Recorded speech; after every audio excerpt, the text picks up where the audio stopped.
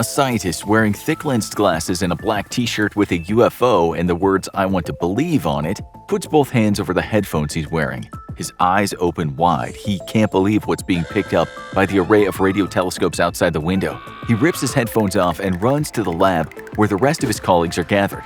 "You guys really need to hear this," he pants as he bursts into the room. The scientist turns on the speakers, and they all listen. The sound is not natural. Alien contact has been made. The scientists at the Search for Extraterrestrial Intelligence, also known as SETI, scramble to follow protocol. Now that they've identified an alien signal, what they do next will determine the fate of the planet. There are procedures in place to ensure contact has actually been made, and the signal is not just a fluke. But the steps that follow are only known to the people who have the highest security clearance in the country. 1 minute after first contact. The signal is double-checked by everyone at the observatory to make sure it's not coming from a human-made object or the result of a natural phenomenon. The scientists try to disprove that the signal is alien in origin, but can't. 2 minutes after first contact. The scientists at SETI reach out to their colleagues around the world by phone and over the internet. They tell them exactly what frequency to listen in on and where to point their telescopes in the sky. Everyone holds their breath as scientists across the planet try and corroborate the results. 3 minutes after first contact. Time slowly goes by as the SETI scientists who first found the signal try pointing other devices at the sky and get further readings. They can't believe the data that's coming in. There is something there, really big, and they've ruled out it's an asteroid or a comet, as the object is not giving off enough light, and the signal keeps repeating itself. 4 minutes after first contact. Results start coming in from around the world. Europe confirms that there is something anomalous in that part of the sky. Stations in South America, Africa, and Russia also confirm the signal is coming from something very large, headed directly towards Earth. The rest of the planet is facing away from this part of the sky, but as Earth rotates, they'll be able to confirm the alien presence as well. 5 minutes after first contact. The signal has been confirmed independently from multiple sources. Luckily for the scientists at SETI, they had friends at NASA who were able to turn the Hubble telescope directly at the unidentified approaching object. The thrusters on the side of the Hubble fire, repositioning the satellite. The scientists at NASA and SETI look at their monitors as the blurry image comes into focus. What they see shocks them. Everyone stops what they're doing and stares silently at the monitor. For the first time in history, humans are seeing an alien spacecraft heading toward Earth. 6 minutes after first contact. No one can move. No one can think. The ramifications of the discovery of extraterrestrial life are overwhelming. Suddenly, there's a loud pop. One of the scientists stands in the doorway. She has a bottle of champagne in her hands. Bubbles run down the side. "Congratulations, everyone. We did it," she says. The scientists look at each other and let out a cheer. 7 minutes after first contact. Scientists at SETI and NASA spring into action. "We need to alert the president," someone yells. "And the Secretary of Defense," shouts another.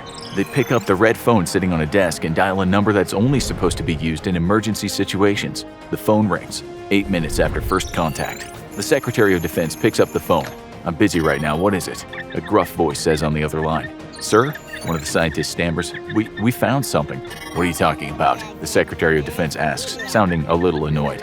"Aliens, sir. There are aliens headed toward Earth," replies the scientist. "Whoever gave you this number is going to be arrested and put in jail for a very long time.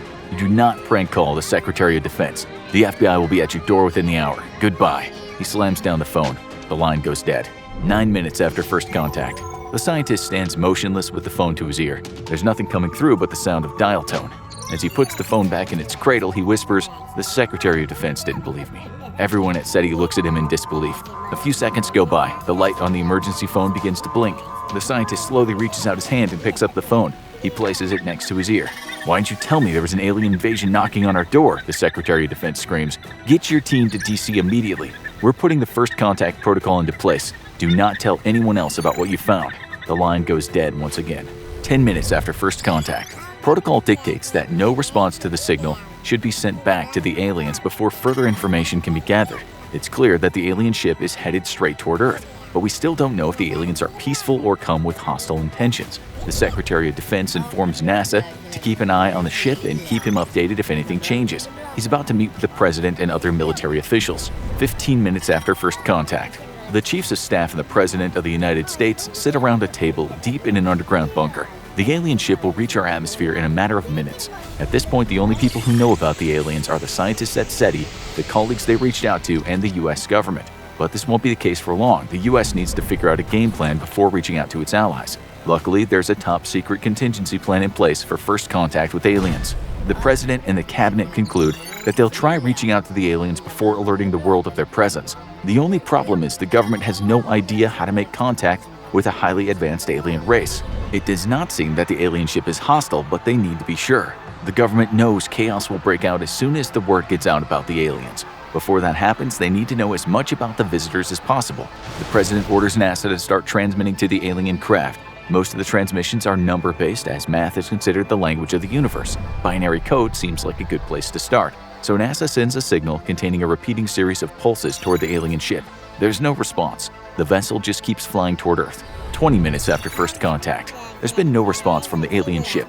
It's likely that almost every government around the world now knows the aliens exist, as anyone said he reached out to earlier when they first discovered the signal has now contacted their respective officials.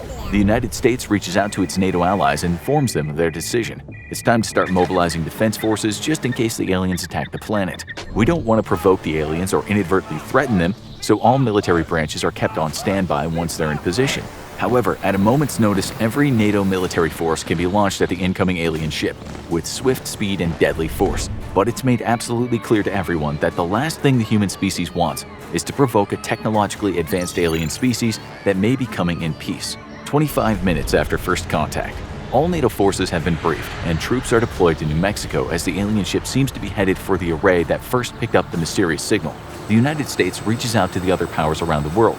China and Russia are brought up to speed. It's not that the US is allying with these countries, but they want to make sure everyone knows that the unidentified object entering Earth's atmosphere is alien in nature and not a new technology created by the United States or their allies. The last thing humans need is an accidental war breaking out because someone thinks they're being spied on by a high-tech vessel and opens fire on the alien craft. To prevent this scenario from unfolding, the United States shares their data on the alien ship but keeps their tactical plan a secret. Unfortunately, what is about to happen next will cause people around the world to start panicking. 30 minutes after first contact, the alien ship is about to enter the Earth's atmosphere. The government can no longer keep this secret from the people. In preparation for what's to come, the Secretary of Defense informs police departments across the country to put every officer they have on duty. They must be prepared to stop the looting, the rioting, and the chaos that's about to break out. Unfortunately, this contingency plan needs to be in place because analysts have concluded that alien contact will lead to mass hysteria among the populace. Every law enforcement officer, military personnel, and everyone in the reserves are briefed by their commander before the president addresses the nation and informs them of what's happening. The public should hear it from him before the media starts inflating the situation to boost their viewership. The president broadcasts on every radio and television station. The video is live streamed on internet websites. He reads from a pre-written script. Although he tries to remain calm, there's a sense of urgency in his voice. Everything is about to change forever. Other leaders from around the world also address their citizens. Many people can't believe an alien ship is about to enter Earth's orbit, but others begin to panic and take drastic actions. Even with law enforcement out on the streets, there is too much confusion and panic. 45 minutes after first contact, a lockdown is put into place. Everyone is asked to remain calm and stay in their homes. Many people listen to the president, lock their doors, and board up their windows. This isn't necessarily to protect themselves from the aliens, but from others of their own species. Those who don't adhere to the lockdown are rounded up by law enforcement or left to their own devices. Either way, the next phase of the first contact protocol is about to begin. The aliens are here. It's time to figure out exactly who they are and what they want. 60 minutes after first contact. There's been no response from the alien ship yet. This is not surprising since we've only tried a few types of communication. However, now that they're almost to Earth, there are some other options. The alien vessel passes the International Space Station. The astronauts on board relay whatever information they can gather about the spaceship back to Earth. However, since they're in orbit, they only get a passing glance at the alien craft as it enters the atmosphere. A fireball forms around the ship as the friction between the atmosphere and the high-tech alloys begin to heat up. The vessel stops 10,000 feet above the surface of the Earth. The United States sends a reconnaissance plane to gather information about the vessel. The aircraft is not armed because we definitely don't want to make the advanced alien ship think it's under attack. Troops are deployed underneath where the UFO is floating. They gather any debris that might have come off upon entry through our atmosphere and bring it back to the research facilities for analysis. The first contact plan hinges on humans gathering as much data as possible about our visitors to best be ready for whatever's about to come next. 90 minutes after first contact. It's now clear that all the nations around the world need to work together to uncover the intentions of the aliens. Information flows freely between countries, regardless of prior political differences. The United Nations serves as a hub for the exchange and sharing of data. New ways to make contact are implemented. Using equipment such as bright lights, radio antennas, and devices that can transmit signals at different frequencies, scientists, linguists, and mathematicians try to figure out some way to communicate with the aliens. Large screens project images that convey peace and universal symbols like the shape of an atom in hopes that we'll get a response. There's no guarantee that any of these things will work, but we have to keep trying. Otherwise, humanity's first contact with aliens will fail. There are two scenarios that could unfold with the aliens at this point. So far, the protocol for first contact has been carried out as planned. When contact was initially made, multiple independent scientists were informed and confirmed the signal was in fact alien in origin. Then the government was contacted, and they took action around keeping the public calm while gathering as much information as possible on the aliens. Now, based on the response of the extraterrestrials, the final part of the plan can be implemented. 24 hours after a peaceful first contact. Even though the aliens have not responded, this is a win for the humans. It means they likely don't have any hostile intentions, and we haven't done anything to provoke them into violence. It's also possible that the extraterrestrials have been sending a return message, but we just haven't discovered or deciphered its meaning yet. We probably won't understand their response right away, but given time, our scientists will figure out its meaning and a dialogue can begin. The most likely scenario in this situation would be that the aliens would figure out a way to communicate with us long before we figure out a way to communicate with them. So they would end up solving the problem for us. The fact that they have traveled light years to get to our planet means they're vastly more advanced than we are. They'll likely have technologies we can't even dream of, one of which might be a universal translator or a way to dumb down their communication methods to our levels.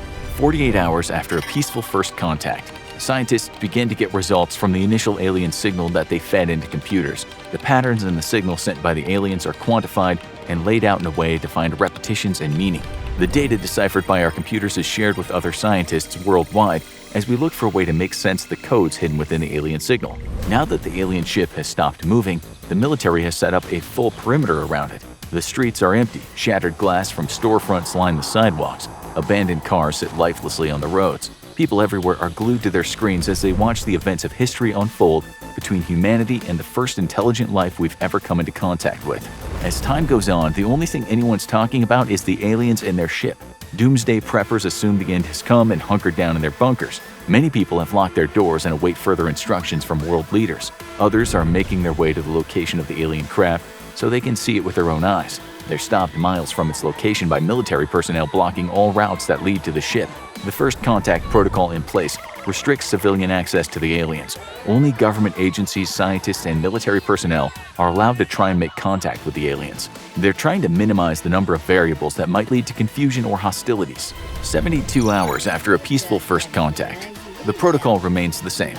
The government works with scientists and other nations to try and talk to the aliens. We still need to know why they're here and what they want. Since there has been no conflict, it does not seem like our new visitors want to wipe us off the face of the earth. We've now advanced past the first contact protocols and are just trying to make sense of the situation. Under ideal circumstances, we would eventually find a way to communicate with the aliens. They would share their knowledge and technology. We would join a federation of galactic civilizations and explore the final frontiers of space. Humanity would spread across the stars in peaceful exploration and missions to bring other species to a thriving galactic community. Unfortunately, this probably isn't the way things would go if aliens ever did come to Earth.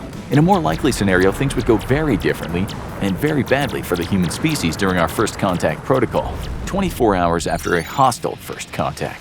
As we signal the alien ship to try and communicate with them, they vaporize our scientists and destroy all reconnaissance planes. Massive doors on the alien craft open, and an invasion fleet swarms down to Earth. It's now time to put the second part of the first contact contingency plan into place. We hoped we'd never have to do this during our first contact with aliens, but it's now become inevitable.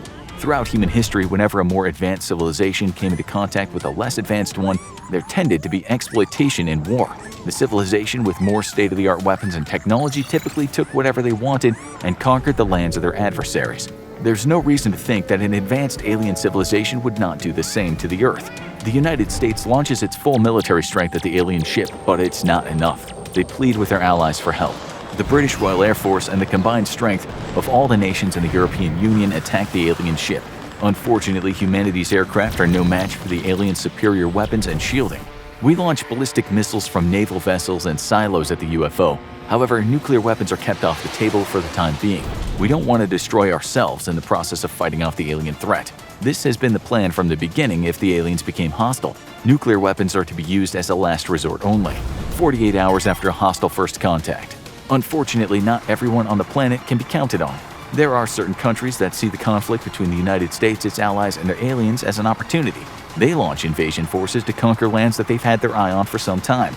They're not allying with the aliens, and the aliens are not allying with the rogue humans, but each of them wants something and they're taking it.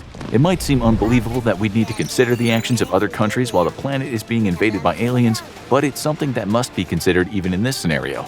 Humans are now fighting the aliens and each other, but the threat from space is the main focus for the United States and its allies. The hostile alien protocol dictates that the extraterrestrials must be stopped at all costs. Military officials look to scientists to help determine their next course of action.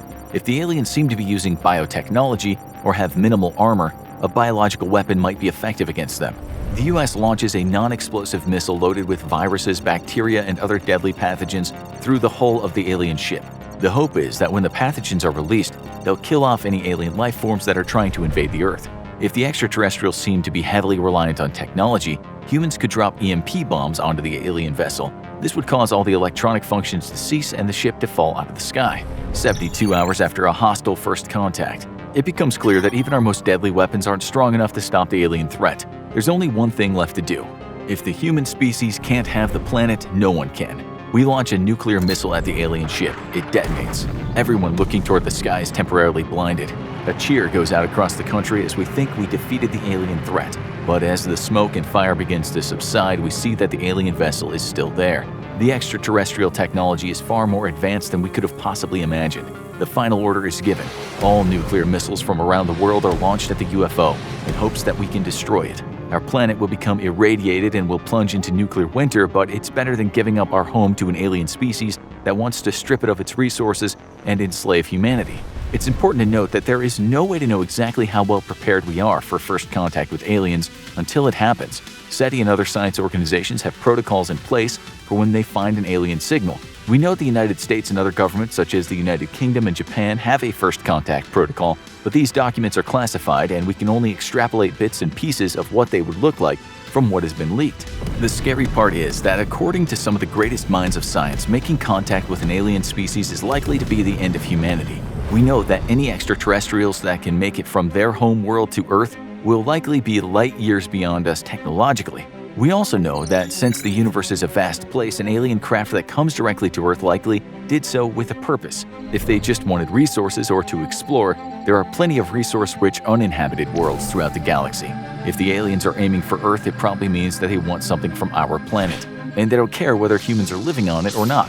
Stephen Hawking, one of the most brilliant minds that ever lived, strongly believed that humankind would likely be wiped out by any alien civilization that came to Earth. Hawking predicted that such advanced aliens would probably become nomads, looking to conquer and colonize whatever planets they could reach. So who knows what the limits would be.